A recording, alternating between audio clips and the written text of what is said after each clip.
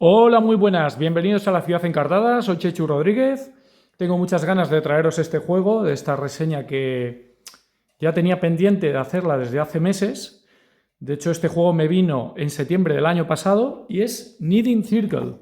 Knitting Circle, de los creadores de Calico, aunque vais a ver que tiene poco que ver con su antecesor, de la editorial AG y Flatout Games. Aquí tenéis un vistazo general de los componentes. Vamos a ver qué trae Knitting Circle. Una bolsa llena de telas en diferentes colores, en 6 colores. Tenemos una especie de tablero donde vamos a ir moviendo los gatos para seleccionar las distintas telas. Tenemos botones basados en la forma que tengan, en la alternancia de los colores y telas, botones teniendo en cuenta los colores que participan en la composición de la prenda y los botones de las diferentes prendas. Tenemos las prendas, que son unas tiras muy largas, con distinto tamaño. Tenemos guantes, calcetines, gorros, bufandas, suéteres y pantalones. Estos son unas fichas que vamos a ir colocando para saber que están en proceso de composición. Aquí tenemos unas patas de gato, fichas de gatos enfadados, que determina que al gato no le ha gustado la prenda que has hecho porque no ha cumplido ninguna de las exigencias. Y bueno, tenemos también, aparte de los tableros para cada jugador, para almacenar las fichas en distintos puntos, los marcadores de selección de las prendas en los tableros circulares, para el gato negro, naranja, gris y blanco. Aquí están los gatitos.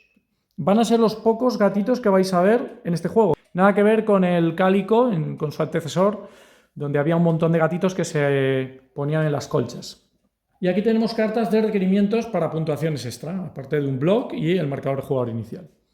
Ya os digo que si pensáis que es el mismo tipo de juego que Calico, estáis muy equivocados. Aunque sea de la misma franquicia, son totalmente compatibles.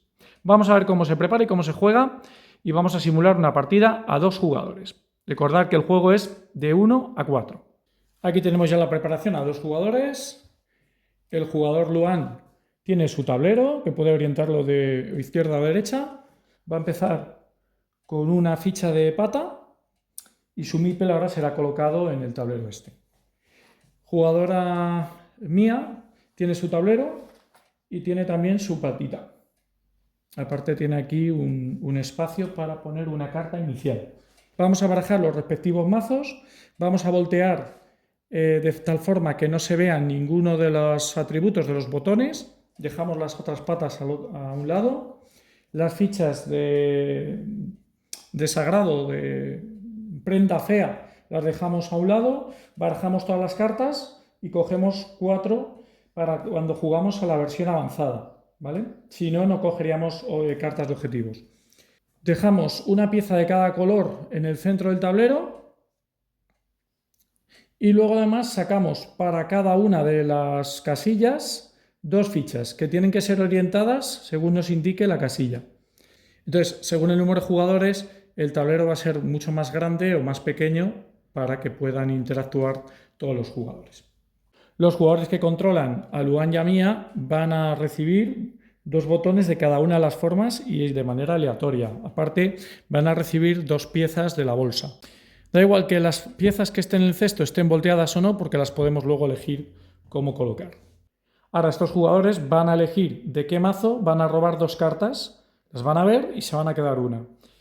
Lógicamente tienen que intentar buscar las exigencias de su gato y de su gata para evitar comerse penalizaciones y puntuar lo máximo posible. Los gatos, aparte de que nos van a ayudar durante la partida a elegir qué trozos de tela y qué colores almacenar, nos van a exigir determinados gustos que tienen ellos para que no nos comamos penalizaciones y además podamos cumplir diferentes requerimientos, objetivos, puntuaciones especiales. El jugador que controla a Luan roba 2 cartas de guante, decide quedarse este. Las prendas tienen un requerimiento mínimo de longitud para poder ser completadas y chequeadas. La otra carta que no haya elegido la coloca boca abajo y debajo del mazo. El otro jugador ha decidido robar 2 cartas de calcetines porque tiene un botón que tiene una preferencia la gata de calcetines. Esta es la longitud mínima que tiene que completar y esto es la bonificación. Cuando complete, pues decide quedarse esta y la otra la mete debajo del mazo de boca abajo. El jugador que controla a Luan, como es el jugador inicial, coloca a su gato en este espacio que tiene una estrellita. Y el otro jugador, que controla a Mía, pues lo pone aquí. Ya tendríamos todo para empezar la partida. La partida dura 6 rondas, las rondas son iguales, tienen como distintas fases y el número de rondas se lleva con el número de piezas que hay aquí, da igual los colores que queden. ¿Cómo se empieza la ronda? El jugador que tiene el marcador de jugador inicial, que por cierto va a ir turnándose para cada ronda, tendrá que elegir a su elección una de las piezas y sustituirla por una de las otras que haya. La pieza sustituida va a la bolsa. Ha cogido la pieza morada, ha quitado la pieza azul, la pone en la posición correspondiente y esta pieza va a la bolsa. Ahora viene la fase de draft o de elección. Los jugadores, empezando por el jugador inicial, tienen que ir turnándose para coger las piezas de ese rondel. Teniendo en cuenta que en su turno le toca desplazarse 1 o 2 espacios, saltando a los otros gatos que hubiesen y saltando también las posiciones que no tuvieran ninguna pieza. Vamos a hacer un ejemplo. El jugador que controla a Luan decide venir aquí, coge esta pieza y la coloca tal y como la ha cogido. Le toca al jugador que lleva a Mía, Mía avanza 2 espacios y decide coger este, por ejemplo. Le toca a Luan, decide coger y moverse 2 espacios y coge esta pieza. Le toca a Mía, viene aquí, coge esta y la pone tal y como. Así hasta que tengan 4 piezas. Una vez que cada jugador haya elegido 4 piezas, las piezas restantes se mantienen y los gatos se mantienen en esas posiciones y vamos a la fase de tejido o de coser, etcétera, como queráis llamarlo. Tenemos aquí las fases, fase de draft, fase de crafting. Entonces, empezando por el jugador inicial o de manera simultánea, como queráis, vais haciendo diferentes acciones con las cosas que tenéis en vuestro tablero. Por ejemplo, podéis descartar una pieza para robar 2 cartas del mismo color de la pieza descartada. Da igual que si está orientada de una forma u otra, si yo quito esta, podría robar 2 cartas de ese mazo y verlas, quedarme una y la otra devolverla. No podemos tener más de 2 prendas sin completar, por eso tenemos 2 fichas de que están siendo tejidas, cosidas, etc. Otro tipo de acción sería descartar una loseta y echarla a la bolsa para voltear 2 piezas a nuestra elección. Otro tipo de acción sería quitarnos una patita para robar una ficha a nuestra elección y darle la vuelta a la posición que queramos. Otra opción es ir completando prendas que tengan todavía la ficha de activo. Y se pueden utilizar cualquier tipo de fichas que tengamos, tanto en la parte de arriba como en la del cesto. Las de arriba tienen que ir en esa posición y las del cesto podemos elegir en qué posición van. Las fichas siempre tienen 2 lados. El rayado, por así decirlo, además tiene aquí el simbolito para el tema de los daltónicos. Y el liso, que también tiene el simbolito como en el juego anterior, como en el Cálico 1. Cuando tapa una bonificación la cobra inmediatamente. Aquí sería coger una pieza de la bolsa. Algunas otras bonificaciones es coger una patita y colocarla en una de las 3 ranuras de almacenamiento. Cuando una prenda ha alcanzado el mínimo establecido, porque el otro es opcional, podemos decidir no poner más fichas ahí, decidir completarla y chequear los botones que cumplen la condición. Cumple esta condición porque es un guante y sólido porque es todos del mismo color. Ahora vamos a ver los diferentes tipos de patrón.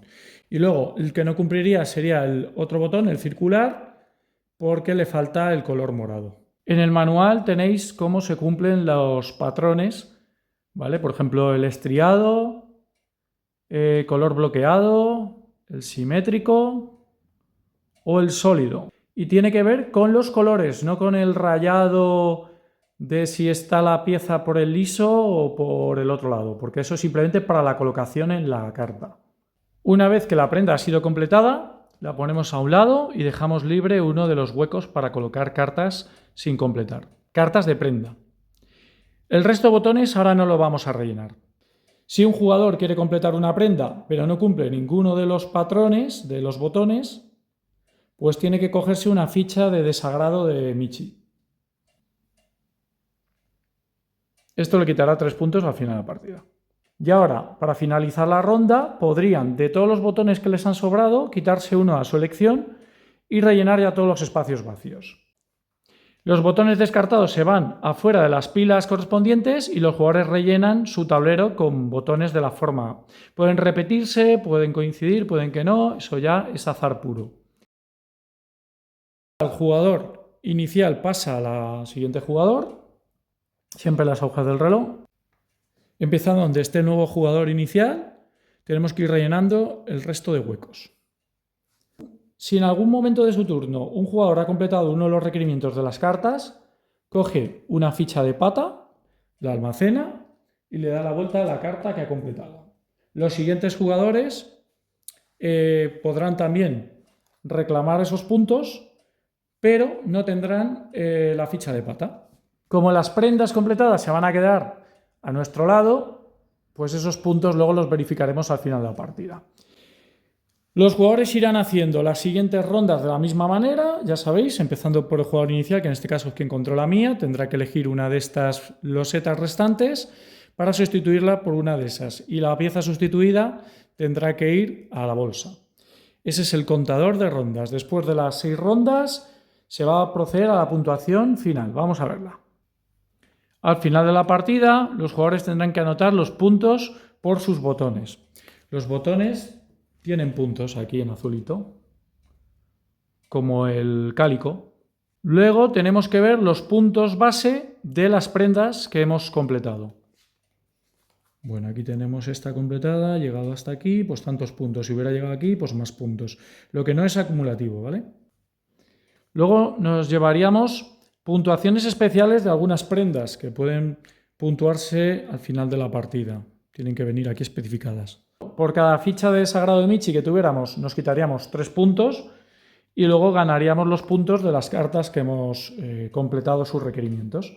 Se hace un sumatorio y el jugador que tenga más puntos gana. En caso de empate, el jugador que tenga más piezas de tejido es el que gana y en caso de empate los jugadores comparten la victoria. Y ahora os voy a enseñar cositas que tiene el manual que están muy chulas. Especificaciones para que no os queden dudas. Tiene también la forma de jugar familiar, que es quitándole complejidad. Tenemos el modo solitario, con una especie de campaña, igual que el cálico anterior, el antecesor.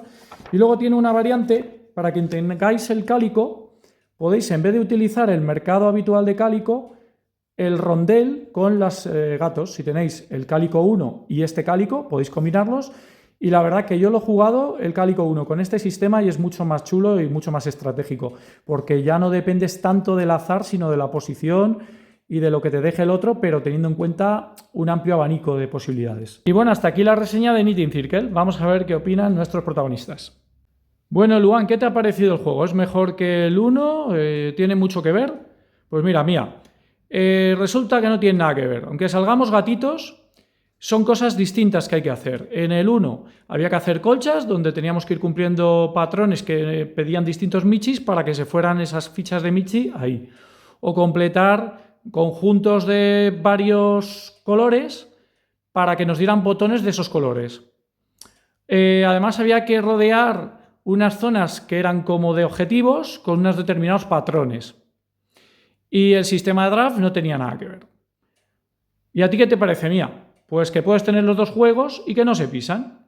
Que este es mucho más estratégico, es más complejo, pero bueno, también aporta cosas distintas. Por ejemplo, el tema del draft, cómo volteas las losetas a una orientación a otra, cómo completas las prendas, las bonificaciones. Es un juego no mejor, es distinto. Puedes tener los dos y juegas en una tarde a dos cosas distintas, aunque sea mencálico. No sé si conocíais el juego, si estáis esperándolo, espero que salga pronto en castellano, llevan un retraso de AUPA. Y nada, daros las gracias por estar aquí, por vuestra atención. Nos vemos en el siguiente vídeo. ¡Hasta luego!